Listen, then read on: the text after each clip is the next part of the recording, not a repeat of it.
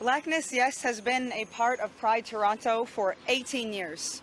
That's 18 years of service, 18 years of dedication, 18 years of infrastructure, 18 years that Pride Toronto has consistently undermined, delegitimized, and erased.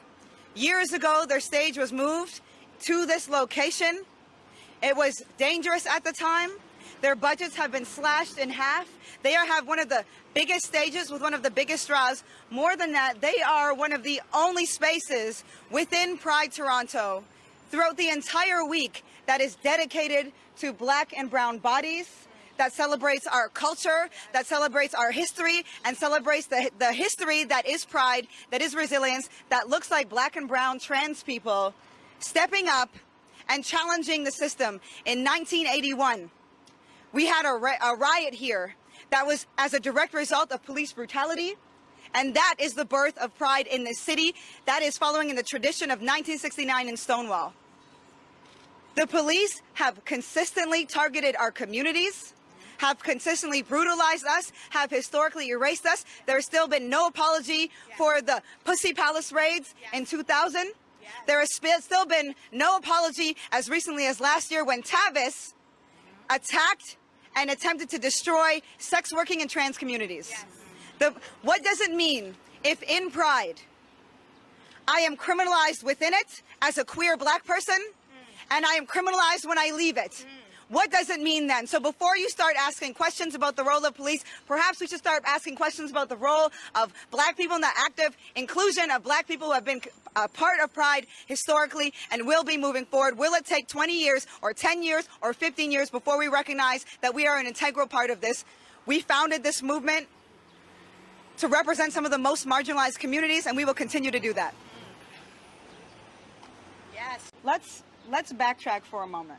Because a question you asked was, why hasn't this come to the forefront previously? Well, maybe it didn't come to the forefront because media wasn't covering it, because there wasn't an actual investment in Black lives, and because it took halting the parade for 25 minutes before we were questioning the future of Pride, the role in police at Pride, and the contributions that Black people have made. So one of the questions that was asked was around membership. Should Black people, should LGBTQ people who believe that Pride is political, should they be part of the membership? Well, the reality is the membership has been disabled since this action has happened.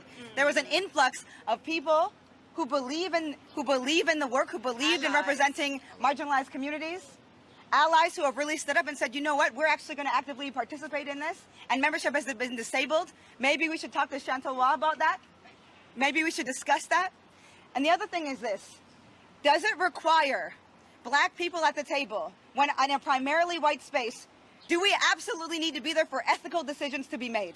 Do we need to be present for ethical decisions that focus on and include Black people in the space? Do we actually need to be there in order for our lives to be upheld, for our traditions to be upheld, for our bodies to be represented? That's a larger question that we need to ask about the ways in which people understand Blackness, Black liberation, and Black contribution. Yes. Can you answer the question? How would you answer that question that you just posted? How would you answer it? How would I answer? I know it's a rhetorical question, but I want to hear your answer. Well, let me answer with rhetoric then. It's not. What do you make of Jackie Lucas? We would seek active membership. We'll continue to push, but at the end of the day, as Rodney and as Alex have named, we will continue to be led by the communities that are most marginalized. There's not a specific answer, but we do know is Mathieu Chantelois needs to be held accountable. He has backtracked within 24 hours on the commitments that he made. Publicly, and we have multiple platforms and multiple strategies that we will use to implement to ensure that our demands are met and that there is a more active presence and celebration of Black contributions to Pride moving forward.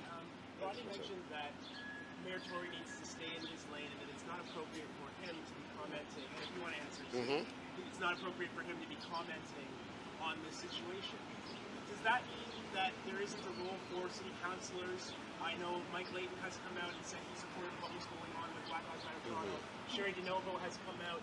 Is there no role for politicians to enter this discussion and to apply pressure or to otherwise disagree with what's been happening? Yeah. The mayor has a particular role, doesn't he? Yeah. The mayor has a particular role to represent all people in this city. The mayor has a particular role in representing citizens of this city. The mayor has a particular role in representing some of the most marginalized people in the city. So it's very different when the mayor and a politician or an MPP weighs in on a conversation. What the mayor has done has very clearly stated that he is in cahoots with the police, that he is not invested in a more inclusive pride, that he is not invested in LGBT communities that are marginalized. He's not invested in Black liberation. He has taken a side. A mayor should not be taking sides when the question is, what does justice look like with structural and systemic power given to the police? And when we are representing disenfranchised, marginalized communities, what does that say about our mayor's ethics? What does that say about our mayor's practice? What does that say about our mayor's politic? This should be deeply concerning to all of us citizens who believe and fight for justice, citizens who seek to represent themselves. When the mayor chooses the side of the police, we are all in jeopardy. Next question. Next question. Can you talk about the response you got from the gay community? I read death threats in some cases. Yes, so here's the reality. Gender and sexual diversity does not negate racism. It doesn't erase racism. As a direct result, there have been a backlash. There's been a backlash from communities that actually have never been invested in Blackness, in Black people, in marginalized populations, in poor and sex working people, and we've seen that historically within Pride. But there's also been lots of communities who have been waiting for the right opportunity. And so here's the reality. Challenge tactics, critique tactics. Not ours though, because they're great. But the reality is this, what this has done has exposed the very reason why we exist in the first place.